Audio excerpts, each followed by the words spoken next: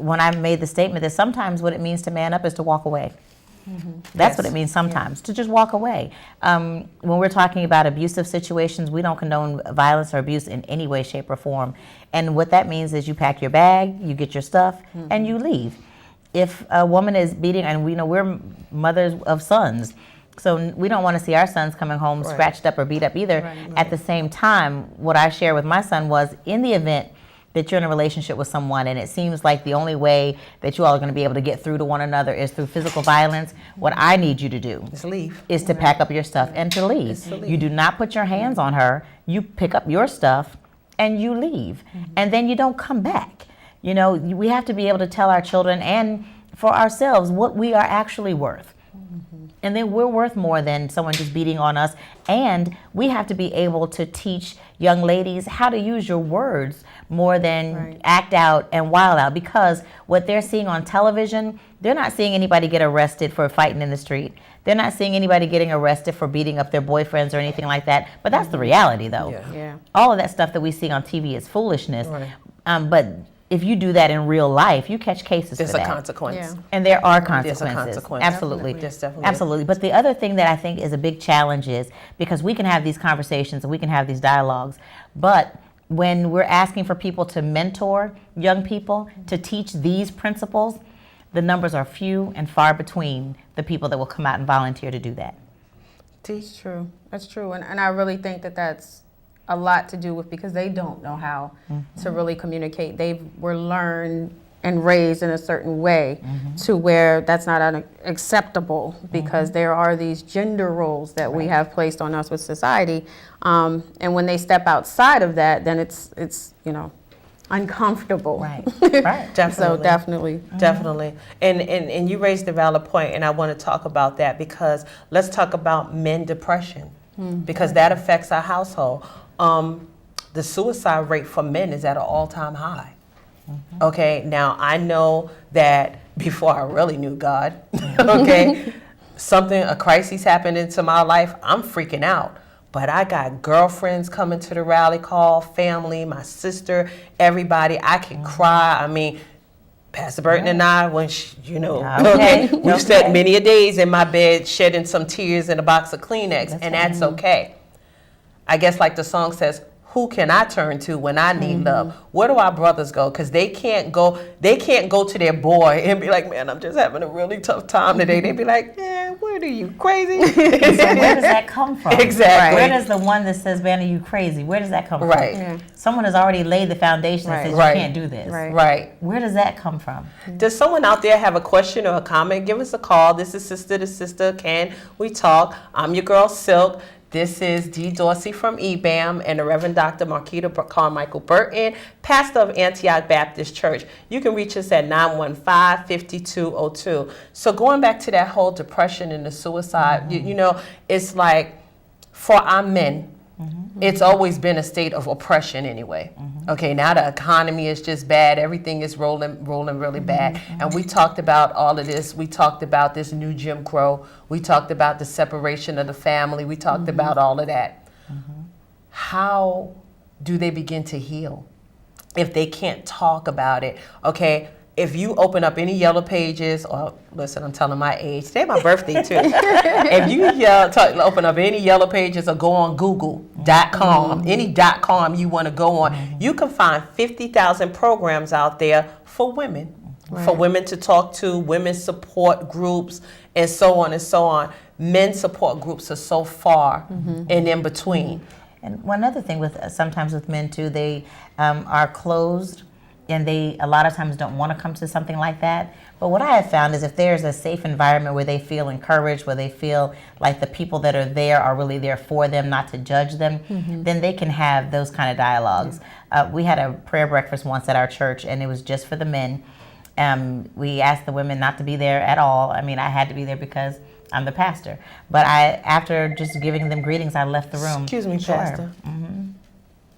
Go ahead, caller. You're on the air with your comment or question. Hello, how you doing, ladies? Hi, how are you? All right, this is Pastor Kenny McMahon. How you doing? I'm fine, Pastor. How are you? I'm all right. Look, and I was listening to what y'all was saying about men having depression, and it is like that, because a whole lot of men pastors that I know, they call me all the time with a whole lot of weight on their shoulder. Even guys, they can call their boy and say, "Yo, man, I'm hurting. I'm going through something." And we need a outlet for the men also, because I mean, sisters can sit down, like you said, can sit in bed and laugh and talk it over, but the guys ain't gonna do that. Right. And we thank you so much, Pastor McMahon, for that phone call. And we're going to dialogue about that a little bit. Thank you. Keep in tune with us for the next 6 weeks. We're going to talk about situations that affect us as men and women, because in our last series, when we were on the air, we talked about the restoration of the village. And now, so we're talking about how we're going to begin to heal that village. So thank you for calling, okay? Thank you. Thank you. God bless you. God bless you. Oh, we got another caller. Go ahead, caller. You're on the air with your question or comment. Yes, we just called to say. Thank you, family. Thank you for tuning in. Thank you for the birthday wishes and love. Hi, my babies. I love you, Kiana, Kayla, Tahir, Tyreek, Buddha, and Alexis. Thank y'all so much, Mommy. I love y'all. I'll talk to you soon. Thank you. Well, I also have a comment. Sure. And I wanted to agree, and I'm sorry that it's so loud. It's I wanted okay. to agree with the first caller when she made a comment about it starts at home, which it does. And I think as a society, and yes, maybe as mothers, we have to stop telling our little boys that they're not supposed to cry. If it hurts, cry. Right. Yeah. If a situation hurts or I fell and, it caused anything that caused me pain, it's okay to cry. And I think they get it mixed up with boys showing their emotions and, as you say, being weak or Okay. being soft. Exactly. There's a big difference between the two, and I think we have to figure out where to draw the line, because it definitely stems over to young men becoming adults. Exactly. It does. So, ladies, thank you. Thank you again. I'm so glad Thank you that for the show tuning is in, back. my favorite niece. Love you to pieces. See you Love soon. Thank Okay, you. baby. Talk to y'all later. Okay. All right. And she raised a valid point. And one of the other things that I wanted to talk about is that lack of emotion, okay, and frustration. Because I know that as a kid, if I was not allowed to express myself, it frustrated me. So could you imagine being a man and have all of this emotion that you want to express, and you just can't, you don't have that outlet? And then we find out, and I'm going to really touch on a hot subject, because then you can't understand why your man cheats. Hello? Okay, because one of the things that I even talk about in my book, and yes, people, my book is done, so we're going to talk about that over the next couple of weeks. But one of the things that I talked about in there is, if you think about it, 50% of the time when you find out that your man cheat, what the first thing he say? You didn't listen to me. I found someone that would, don't try to get me to carry your cross, but whatever. But anyway, what I'm saying is that emotional of, I need someone to talk to. I need someone that I can cry to. I need someone that I can just be me. Right. Okay, because I know with my girls, I can be me.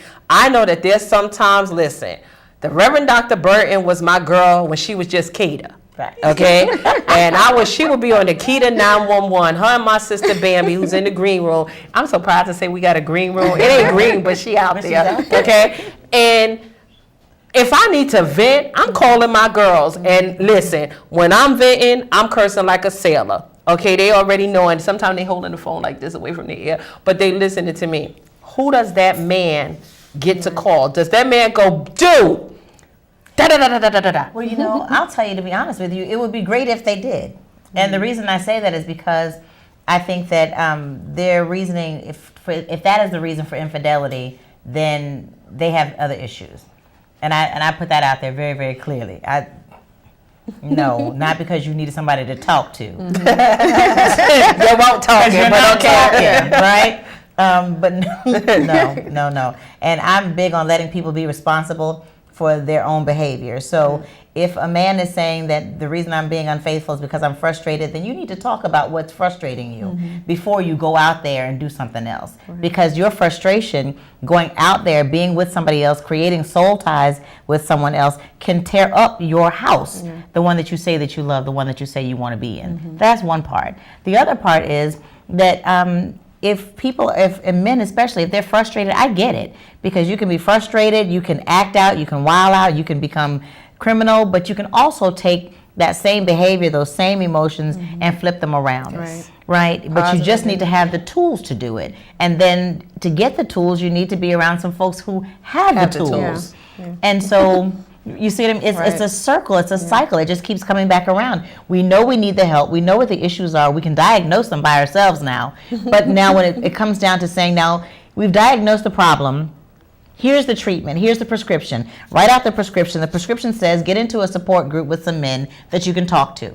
And we can set up a time and have the most profound psychologist in the room. But if you don't show up to take this medicine, then you will not be healed. And that's just the bottom line. We know that it works because as women, we do it quite often. If men say, gosh, I wish I had a place like that, then we create the place, or they create the place that they say they need. They've got to step in and get the help. Go ahead, caller. You're on the air with your question or comment. Okay, first I want to say happy birthday. Thank you. You're welcome. Secondly, I would like to say one thing that really frustrates me about when, like you were saying, like we can go vent to our friends, but when men vent to one another, they give each other bad advice. They always say, well, can you please go ahead, you need to cheat on her. Don't go with my girl. It's always something extra. And I always say, I tell my husband, I said, look, if you have a problem with me, don't talk to nobody else. They can't change me. They can't solve the problem for you. Talk to me. That's right. You raised a valid point, caller, and we thank you. Thank you for the birthday love. Thank you for calling in. Stick with us for 6 weeks. We'd like to hear from you again, okay? All right, thank you. Thank you. And she raised a valid point. Communication, okay? Talk to me. Okay, talk to me. Okay, I know that I'm happily married now, but I did date a man that I swear to God, talking to him was like going to the dentist. I couldn't get nothing out of him. It was like, are you alive? I used to have to put a mirror up on his nose to see if he was living, because it was just like communication just wasn't there. And she's 100% right. And it goes like this. One of the things that I said to my own son a long time ago is you can't expect positive things to happen to you if you don't hang out with positive people. Hurt people hurt. So if you're already rolling in a circle of damaged goods that got some kind of emotional baggage, they got women issues or whatever and stuff. I mean, everybody, men are real infamous for pointing out that girlfriend that say, she ain't got no man. That's why she don't mind you doing this. It's the same thing. Okay, if you're not happy at home, misery likes company.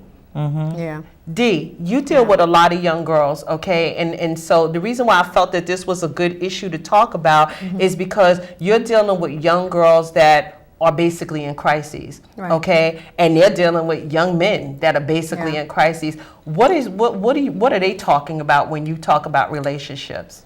Well, that it's difficult, the communication, that they're from two totally different planets. So it's not just in the adult world. I mean, our kids are growing up not knowing how to communicate and connect with one another.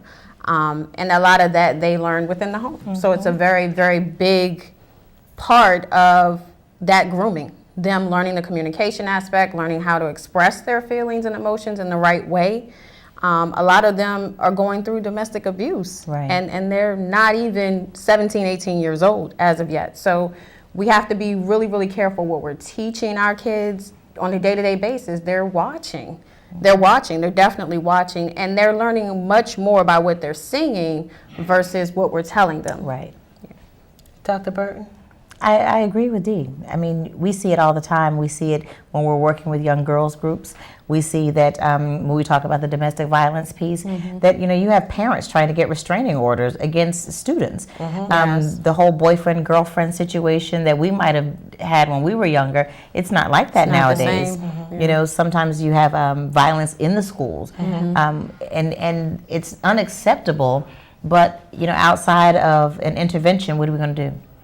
I agree. I think in listening to you talk, and the reason why I'm smiling, one of my favorite commercials now is the commercial with James Earl Jones, where the guy says, D wants to be your friend. You are now friends with D. And then when they get to the guy, then they go, Okay, exactly. Choosing who your friends are, choosing who your social circle is. We talked about this last season, and one of the things that I